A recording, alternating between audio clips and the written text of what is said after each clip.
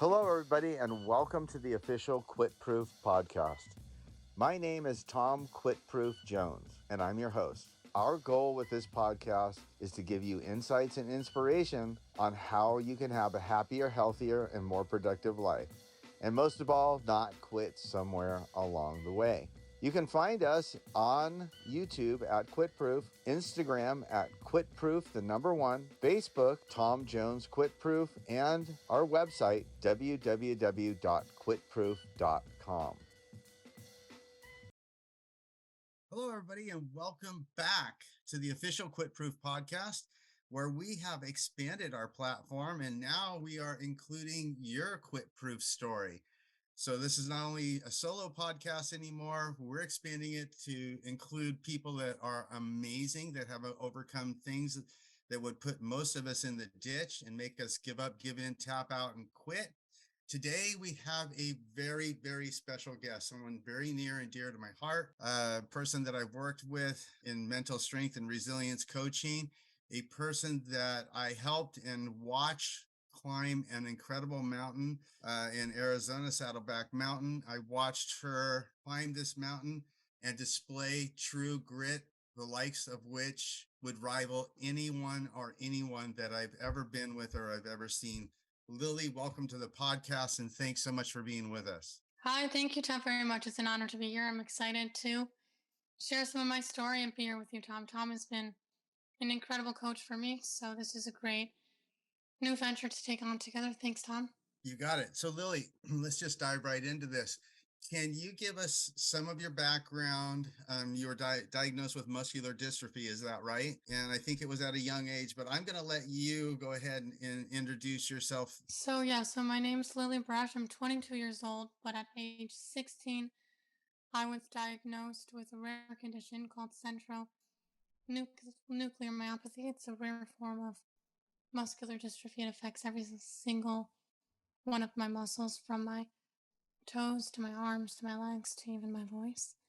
I've experienced extreme fatigue, weakness, and struggles from birth, but I was only diagnosed at age 16. When you were diagnosed, I mean, were you kind of aware that something was off before you were diagnosed? And how did they get to that diagnosis? How did that come about? Tell us about that. My parents noticed, and at age 1, 2, I had trouble holding my neck up on my own, as well as, so even at age 5, 6, 7, I wasn't walking normally. I wasn't able to run as well, so I knew something was off, but we didn't put much effort into getting it diagnosed until I was 16. But as a baby, I believe they weren't sure what it was, so did that I would just slowly wither away and die by age 2. And if I lived past age 2, I wouldn't be walking. So that was just the soft diagnosis at that age. And then when I had ended up living past that age, we decided to look further and get a diagnosis. So let me just go ahead back and let me review what you just said. So at 2 years old, you were pretty much, or younger than 2, your parents were told that you wouldn't live past 2. And if you did live past 2, you wouldn't walk or function. You'd be pretty much bedridden. And that was pretty much that. Is that right? Is that the bombshell they got dropped on? Yeah, so it was just basically she won't live past 2. And if she does, she won't be walking. That was what they had told them. And it's been difficult because I don't fit into one category of muscular dystrophy. So many will argue I don't have exactly muscular dystrophy. That alone was enough to tell my parents, well, nothing's certain, especially if they can't give me a strong diagnosis. Did they start doing like occupational therapy for you and things like that when you were younger to try to help you along? And then when you were 16, it was just officially diagnosed as they finally found out that it was just this rare form of muscular dystrophy, so they could put a name on it? Yeah, yes, exactly. So when they told me I wouldn't be able to walk or I wouldn't live, my father, who's a doctor, refused to believe that based off of his knowledge. And he went in and he studied more about the condition, the soft diagnosis, like I say, and then he every day would do therapy with me. So he kind of, as much as you can do with a newborn baby, but as he would kind of help me to climb upstairs. And then at age 1, he'd force me to do it every day. And he remembers that I had a very soft voice, but I would cry through it and I would scream and I would, you know, fight with him because I didn't want to do it because it was painful and people would tell him to not Okay, push me anymore, but he kept pushing. okay, so now I'm super curious. When were you aware personally that you had some real issues, and what did that do to you mentally? Were you despondent? Were you depressed? Were you How did you feel when you became self-aware and you're like, "Oh my gosh, I have this condition." Can you kind of walk us through that? Yeah, some of the things I've noticed at this age in my life as I go through some of the mental challenges, they really only started later on. During my childhood, um, most of the time until I became a teenager, probably. But my parents, for better or for worse, kind of acted like nothing was different with me. Well, I would complain about something hurting, and they'd act as if it was just any child being hurt. Because they wanted to give me that mental toughness, I believe, and I think it ended good in the end. But so I was aware as a young child, but I just didn't think anything of it. I just thought that's just who I So, am. so your parents didn't play into it, so therefore you didn't play into it. Is that what I hear you saying? Right. I mean, I struggled with insecurities and knowing I was different, but I didn't think it was some terrible thing. Now, when I tell people, I have a rare form of muscular dystrophy, you can see the sadness come to their face. But to me, it's like everyone has a struggle. But I guess as a child, definitely, I went through mental battles for sure. And what were those mental battles like? Were you just disappointed that you couldn't do certain things, and that really, maybe lent into some depression and and, Yeah. and that type of stuff? Is that what happened? Yeah. A little bit of not much depression until later on, but a little bit of like noticing I was different, a lot of embarrassment. Not wanting to do things because I looked so different than the other kids. Were you Planning my ever in day. a position where you were like, why did this happen to me? Did you ever go through that phase? Why me? Why did this have to happen to me? Yeah, so I know a lot of people, my siblings alone would ask me that as a kid. They'd say, well, I'm sure you're upset you're the child that got it because I have 5 siblings and what are the chances? But to be honest, like I don't remember ever thinking that until someone had implemented that thought into my mind. I didn't think that way. I kind of just thought this is my struggle, you have yours. But in my early teens, I did start to think a little bit like that. What's my purpose? Why am I here? But I noticed, and a lot through my training with you, Tom. But it wasn't really my thoughts. It was other people's thoughts being put into my brain, how they would feel if they had it. But if I'm being very honest, before I grew up, I did struggle with that. Why me, so on. At what point did you decide, you know what? I'm not going to let this hold me down. I'm not going to let this kick my butt. I'm going to use this as a vehicle to overcome it and empower other people that are going through similar struggles to overcome it. What was that epiphany like, and when did that happen? That happened when I was around 2021. I started to challenge my anger in a different way. People would notice I was angry, and then I started to think that I was angry myself, and I realized I wasn't angry. I was just craving and desiring change in this world, and I knew I had so much in me that I could give that many people didn't believe. So I was 21, and I went to my father. I said, I'm sick of people pitying me. I'm sick of people feeling bad for me and using my story as a reason to feel grateful for their life. I don't understand that concept because everyone has a struggle. What did you decide to do to prove to yourself and prove to others that this really wasn't a disability? This was just a challenge to overcome, and a hurdle to jump over. And what did you decide to do to prove that? Well, a lot of several different things, but it started with just accepting the fact that you can't. Society is always going to be changing, and people are going to have collective thoughts and perceptions and beliefs and stigmas that come with having a disability. But you have to knock those thoughts out of your own brain because As much as you think they're yours, they might not be. They might just be what everyone else is saying. So I decided to do what many people told me I couldn't, kind of as a sign that Because they were I, telling you, like, sit down, don't do anything.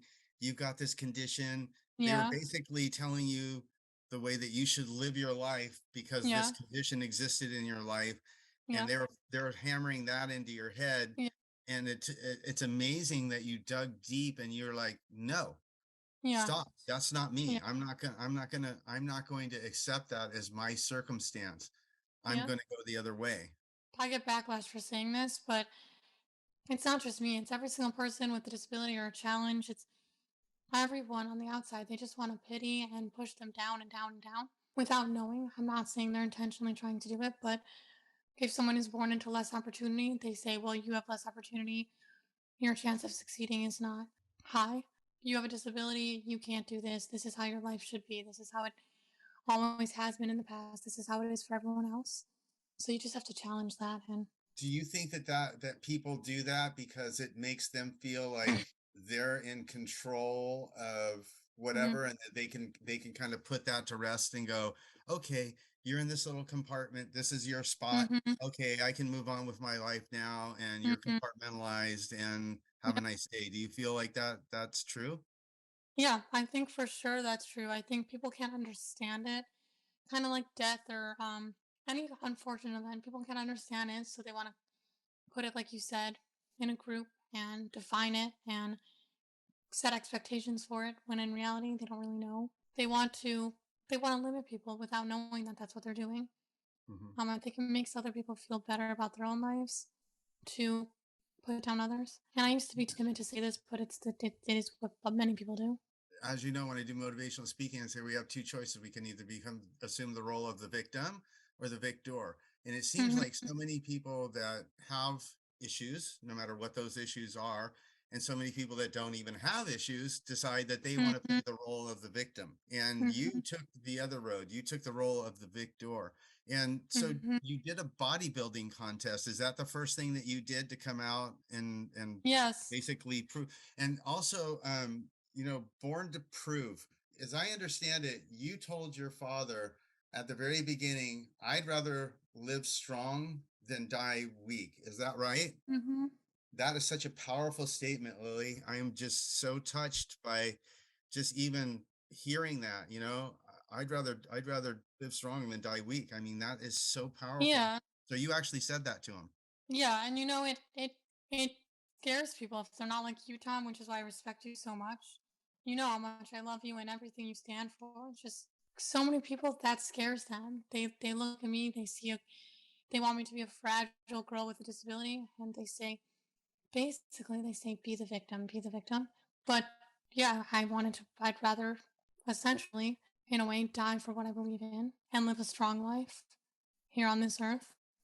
I'm not going to live weak despite what anyone says, and that's why I chose to That's such a compete. powerful thing, Lily. And I want to stop for a second and I want to make a big deal about that because most people aren't being told constantly, you can't do this, you can't do that, you can't do this, you can't do that, you need to stop. No, Mm-hmm. don't try that, blah, blah, blah, blah, blah. Mm-hmm. And just being hammered with that constantly. And the fact that you had the mental strength and the resilience to not accept that as your reality and go into a different place.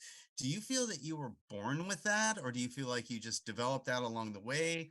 And you were able to transmute anger into Mm-hmm. determination and dig your heels in and go, you know what? That might be your reality, but it's not my reality. Yeah, for sure. I was raised with it because my father's very determined, but I think I took it to a point where even they couldn't handle it because they had raised this person that just won't take no for an answer. And even you remember, Tom, we'll get to the mountain, but they wanted me to stop because of danger. And myself, I'm like, let's keep going. Mhm. So I think a lot of it was being raised with it and just, Let's go to the so you decide that you're going to do a bodybuilding contest. So were you already working out with a personal trainer at that time, or did you go hire a personal trainer yeah, and I kind of was, develop this plan? yeah, so I was 16 when the training began, but little backstory, many doctors told me not to. They still tell me not to, but then this will lead into the training and the competition. But So let's stop for a second. Why do they tell you not to do weight training? Is that bad for your bones, make your might maybe your bones might break, or what's their reasoning to tell you not to do weight training? Yeah, so as a 16-year-old, I didn't get much of a reason, but recently I got the reasoning. But it's apparently, according to what they know, without the right supervision, it can be damaging, but that's just for anyone. So you just have to take it light and slowly and be cautious. Did you like interview a bunch of personal trainers and then finally find one that you liked and you clicked with and started working with them? Is that how that process went, or is this a real specialized type of deal? So for my first trainer, I went with a trainer who, the first trainer I knew, but he was just a family friend who had been training my family for years. He did end up working with my physical therapist at the time to ensure that it was safe and that we were being cautious. And then did you work with a different trainer to do the bodybuilding contest? And then for the bodybuilding competition, we had another trainer, a female trainer, come in to help with posing and help with diet, nutrition. And I think it was about a year of training specifically for the contest. So you trained for a year specifically for this contest. Tell us about the contest. So you show up for this thing. Were you like overwhelmed? Were you anxious? Were you like roaring to go? What was your mindset when you went into this thing? Did you have doubts? Obviously, this wasn't a special needs bodybuilding contest that you went to. Mm-hmm. This was like a full-on Ron bodybuilding contest, right? Mm-hmm. Yeah, for sure. Yeah, I was feeling well, I went through a lot of feelings getting up to that point, but when I was there, I was kind of feeling anxious at first, nervous, but more so this like drive that's in me. It's kind of, people call it anger, I call it determination, but just to kind of do it, and despite everyone telling me not to. And it's not one of those cliche stories like they told me I couldn't, so I did. It's just the concept of limiting people is so dangerous, and if other people my age are not going to stand up to it with me, people with disabilities specifically, but then I must, because it's just dangerous to keep the world going like this with the ideas that people are limited. So I'm interested, how were you received at the bodybuilding contest by like the crowd, the other competitors? How did that go? Yeah, so they were very welcoming, shocked. Some people shared their stories with me about their siblings or friends or cousins with certain neuromuscular conditions. A lot of people tend to not believe the condition that I have until they see me walk or fall, but very welcoming, welcoming, very inspirational environment. It was a very inspirational environment, yeah. You find the courage, you take action, you go do this contest, you're well received. It's very I'm making an assumption now. Was it very empowering for you to do that? What was the end result when the bodybuilding contest was done? How did Lily feel? Yeah, I felt great because while it was a physical competition, it really was my mental battle I had to get over. It takes a lot of courage I, for anybody to get up there on yeah. stage and start hitting poses and so on and so forth, much less somebody, that has gone through the challenges that you've gone through. So I was really curious to know, and for our listeners to know, that at the end of that, did it deliver everything that you had hoped that it would deliver before you went up there? After, did it deliver more? What was that? I think it delivered a lot. Um, for myself, a lot. I mean, I know there was messages to other people. I hope so, but it was the first challenge I had to get over my own mental battles, and I did.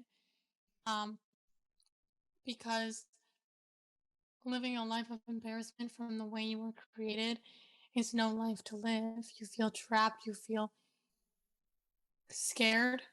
So to get up there, climb the stairs, walk across the stage, and pose when my body clearly looks much different than the huge bodybuilders was a big mental challenge that I had to overcome. So now I can continue to fulfill my purpose and help others.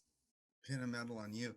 So I'm also interested to know, were your parents really supportive in this? Did they have anxiety? Did they have apprehension?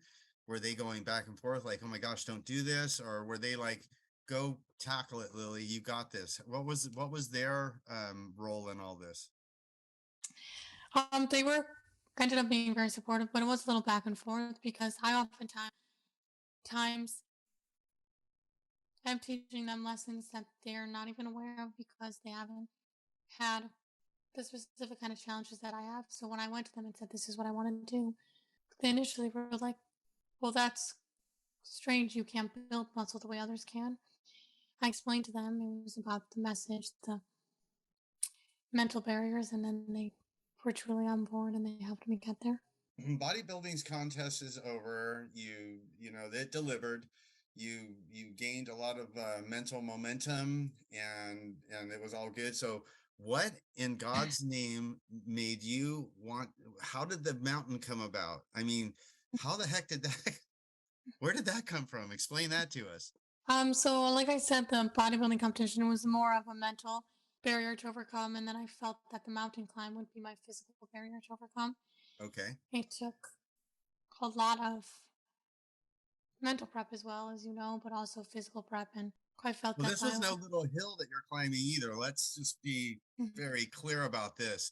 This is an advanced climb for any climber that goes out to do a climb. You didn't start at the bunny hill here. You took on the advanced black diamond run. Was that daunting for you, or how did that come out? You're like, no, I want to do this mountain. Were people Yeah, looking at you going, that mountain? Are you sure, little girl? I mean, yeah, for sure. Yeah, it was like I said, I'm driven to do whatever. I'm motivated.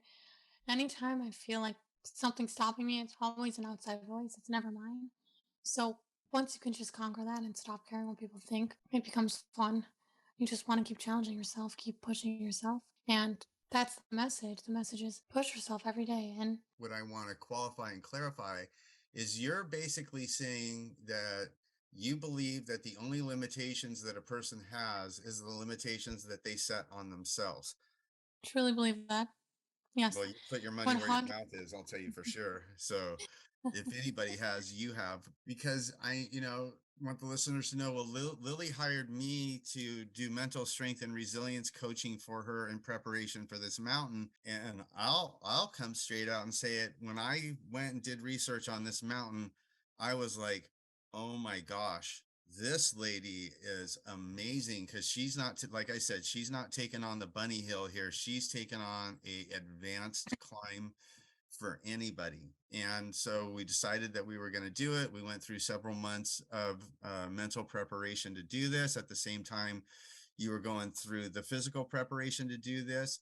Was there a point before you went out and you made the climb where you just went, oh my gosh, I want to hide underneath the covers and I don't want to come out? Like, was there Yeah, a time where you were just like, oh my gosh, what the hell have I got myself into?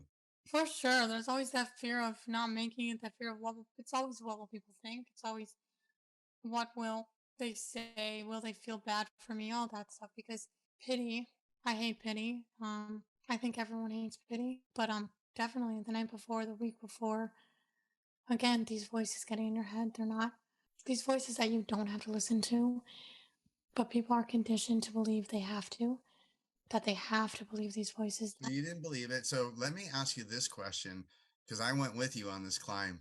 When Mm-hmm. we went up and we actually saw that first flipping uphill, all those big boulders stacked on each other going straight uphill, what did you think? What went through your mind? Because I'll tell you what, when we pulled around that corner and I saw that, I was like, well, we're definitely in the deep end of the pool here. So what went through your mind for good? Because this is the first time that you attempted any type of Yeah. climb at all. I mean, we did a little practice climb that was Yeah. nothing, Nope. absolutely nothing compared to what we went. And when we went around that first corner together, we both, I mean, I stood right next to you and we looked at that thing, and I was just thinking to myself, boy, oh boy, okay, here we go. Yeah. What were you thinking?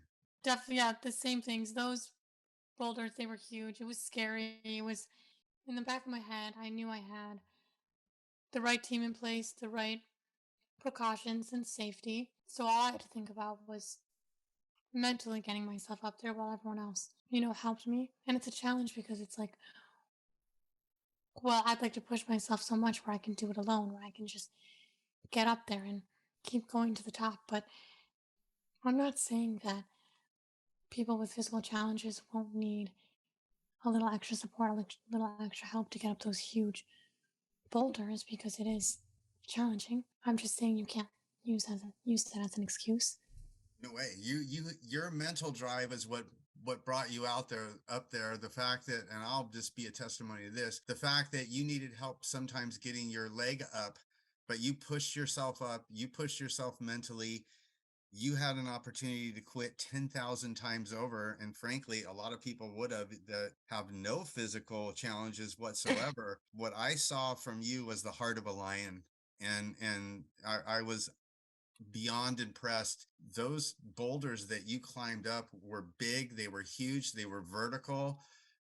One of the things that really I remember from the climb was is that people were just completely enamored with you along the way that just happened to be out there climbing.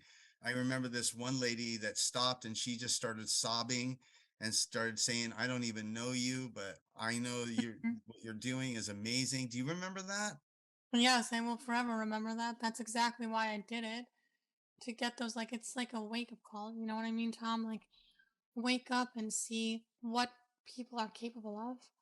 Enough putting limits on people. Like, obviously, I had to get the help, I had to get the training, but we did it. Yeah, and you touched so many people that were there that day on that mountain, not to mention a bunch of people that now have heard about it. But I can tell you that from personal experience, you touched so many people's hearts that were coming up and down that mountain. It was amazing. In fact, if you remember on the way down, like the rescue team, the people that are on the fire department that come and rescue people, they were cheering you on. I mean, they were on the rocks up Mhm. above and cheering you on, and they were impressed with the whole thing. So it was amazing. Yeah. Now let's talk about, so we get 2/3 of the way up there, most of the day is gone. We're looking at not being able to summit, but being well over 2/3 of the Mhm. way up. What made you go ahead and decide that you were going to go ahead and call it a day, and we would come back at some point and summit that based on what we had already learned? To walk us through that. So we've climbed for what, 5 or 6 hours by that time. Mhm. We were getting ready to do the final assault. People were like, no, no, no, no, no, no, no. We're going to run into dark on the way down. People are going to get hurt. I know that you pushed on for probably an hour past that. And what went through your mind when you finally said, okay, I had to understand that a lot of people's safety and lives were at stake besides mine. It was getting dark, and I looked after I'd pushed for an hour further, I looked at the next um set of rocks, and they were very narrow and steep. And I didn't, I had to worry about other people's lives considering that they were helping me get up this mountain. And I wasn't going to push further to put them in danger. well, I'll tell you what, as far as I'm concerned, you made it to the top, because Mm. what I saw was amazing. And I saw, like I said, I saw you touch so many people's lives along the way, on the way up and on the way down. And then we had to turn around and we had to take several hours to get down that thing.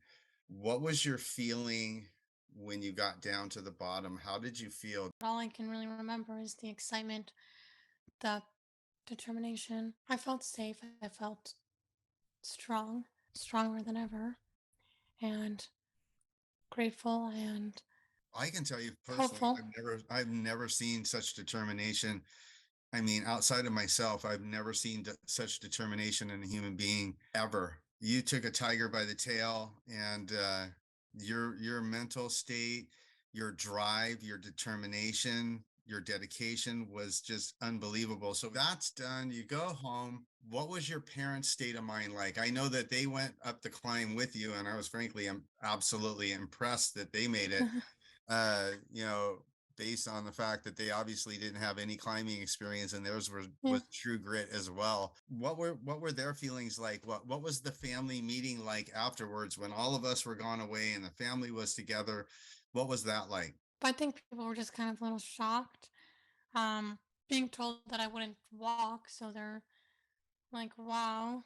My siblings shocked, my parents shocked, and on a high for sure. And I hadn't ever in my life pushed my body that much past its so called limits. And let's just okay, so let's put this into perspective for people that are just listening to this podcast and aren't like watching it on video. Lily, I how tall are you? 5'5". Okay, you're 5'5". Lily, how much do you weigh? I could take a stab at it, but I don't want to do that. I want you to tell me how much do you weigh?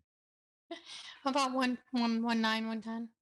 Exactly. Here's a lady that is about 5'5" tall that weighs all of 110 pounds that took on this mountain that I'm telling you would challenge me. Unbelievable. So you get down, we're all done with it. Your family meets together, everybody's happy with the result. You go home, and then all of a sudden you decide you want to strike out on your own. You want to go live on Mm-hmm. your own. And your parents, your parents must be just going, oh my gosh, this girl is a hard charger. So you decide that you want to go live on your own and go to college and you want to strike out on your own. Take us through that. Yeah, so after the mountain climb, came home, and yeah, like I said, just feeling fulfilled, determined. Again, just this concept over and over again that I try to say. It's you have, like you say too, Tom, no limits. It's only what others either put on yourself or you allow to be put on you, but they're not real. So Had you always wanted to strike out on your own, or was this something that just like you woke up one morning and you're like, I want to live on my own? Or is this something you've always wanted to do and you well, just executed it at that time? Or how did that play no, out? I never thought about it as a want so much because I don't know, I enjoy living at home. I knew I eventually had to move out. And I thought about it many times because I oftentimes need extra help. But when I got into my dream university, I kind of had to make that switch. So it's been a challenge, it's been difficult, and I'll tell you again, most people suggest that I don't do it. And thank God for my parents because so many people, and I'm not even hesitant to say this anymore because I'm so fed up with this concept of pitting your kids, pushing them to be less than they can be. So you're Um, basically enabling them to be yeah, disabled. Is that yep, a fair statement? exactly. Yep, and that's where the word disabled, it's like, what does that even mean? Well, if anybody takes the dis out of disabled, that's you. I mean, Yeah. so let me ask you this, and I don't want to butt in, but I'm really interested. So I'm sure that people contact you all the time that are going through challenges because they're physically or mentally challenged, whatever they're classified as, and I hate to say it, but they're in this Hmm. compartment called disabled Hmm. that people label them. What type of advice do you give them uh as far as their situations go? And like if I was to call you up and I'm like, yeah, hi, I'm Tom Jones. I've got X, Y, and Z, and they tell me that I'll never this, or I'll never that, or I'll never the other thing. What do you have to say to those type of people? What type of advice do you give them? Yeah. I'm sure there's going to be a And lot I of do. Yeah, listening. I get a lot of messages like that more than I've ever gotten in my life. Since I started being more open about this online, I get a lot of messages. They vary from angry messages, but most of them kind of like, well, how can I do it too? And it's difficult for me. It puts me in an interesting position because I have this extreme mindset that many people can't understand. Well, they can understand it, they choose not to. So when they tell me, like, well, doctors tell me I shouldn't work out, doctors tell me I shouldn't walk, doctors tell me basically just live your life in a wheelchair and give up, basically. I have to be careful. I want to share my extreme beliefs on that and I want to tell them, hey, So I was put in a wheelchair too, but let me ask you this question, because you said that sometimes you get mean, or people that are mean or angry or obviously frustrated because they've got these conditions. What does that look like? You'll get a message like, I yeah. hate life, I don't want to live. Is that what you're saying? Yeah, I get those. I get messages many times where people will one question what I'm doing. They'll say, you're gonna be putting other people in harm by encouraging this. You don't actually have muscular dystrophy. But then I'll also get messages of people in wheelchairs or who were just diagnosed with conditions who seem to be getting weaker, who are trying to still fight. And they'll tell me, hey, Lily, I just came across your page and without naming names, of course, but they'll share with me, this was going to be my last day. I was done. and I saw your page and now I want to continue on. And that's what it's about because what doctors and scientists don't realize is when you're telling a patient, hey, you may never walk again, you just tell them that and then they go home and they have to live with that. So So they whether or not, basically they plant that seed in a person's yep, mind, and then the person goes home and basically nurtures that seed and waters that seed, and that seed yep, grows. And you're kind of the antithesis of that, is where yep, you tell them like, hey, don't let those people tell you, you tell yep. you, that type of deal. And it's amazing to me that people, and I know they're out there because they're just out there, they're part of the human element, is these haters that would actually tell you, oh, you're putting people in harm's way and blah blah blah blah blah. It's like, if you don't have enough to deal with already, they Mm-hmm. want to come at you like that. I think we should all pray for them, Yeah. and we should feel And the sorry for them. funny part is there, yeah. Yeah, the interesting thing even more so is that the other perspective of not encouraging people to pursue their dreams to push harder is harmful as well because it can lead to spiraling depression. It can lead to this idea that they can't achieve. It can lead, which is Hey, I'd better. rather I'd rather aim high and hit than aim low and miss. That's what I'm saying, Tom. I'd rather spend every day, even if a doctor told me you can't walk, I'm still going to try Yeah, every day to walk. yeah. Or is that I'd rather aim high and miss than aim low and hit, right? Mm-hmm. So that's amazing. So now you've made a you've actually have are working on a Mm-hmm. documentary movie. What's the name of that movie, and when should we be looking out for that to come out, Lily? Die Strong is the name, and you should look for it to come out early 2023. That's amazing. We'll definitely be looking out for that. If people listening to this want to get a hold of you, how do they do that? Do you have some websites, or do you have Yeah. Instagram, or can you tell us how people can get a hold of you? Because you're a great resource. I mean, there's people that talk a good game and people that can play a good game. And I'll tell you one thing, Lily Brasch, you can do both. So how do people find you? You can go to my website, which is just lilybrash.com, or my Instagram. I check messages, I respond. I love to hear people's stories and offer some encouragement. And how do they find you on Instagram? Is it just Lily Brasch, Yes. Brasch? Yes. Okay, so on Instagram, you're Lily Brasch, Brasch. Website is lilybrasch, Yep. or borntoprove.com as well. Is that Yep. right? Yep. Okay, so there's several ways to get a hold of you.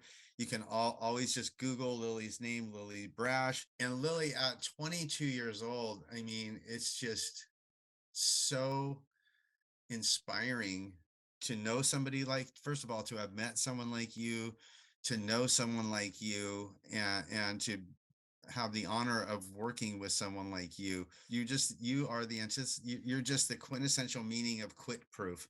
And that's why we wanted to have you on, is because you, Lily Brasch, are indeed quit proof, and you inspire other people to be quit proof and to not accept labels that other people put on them. And we are just so grateful, and we're so blessed to have you on with us. We want to thank you so much for your time, your patience, your positive energy, and sharing your story with us. Is there anything else that you'd like to include before we close it out? Yeah, Tom, I think that was beautifully said. Again, I'm very honored to be here, very honored to meet you and work with you. You're incredible.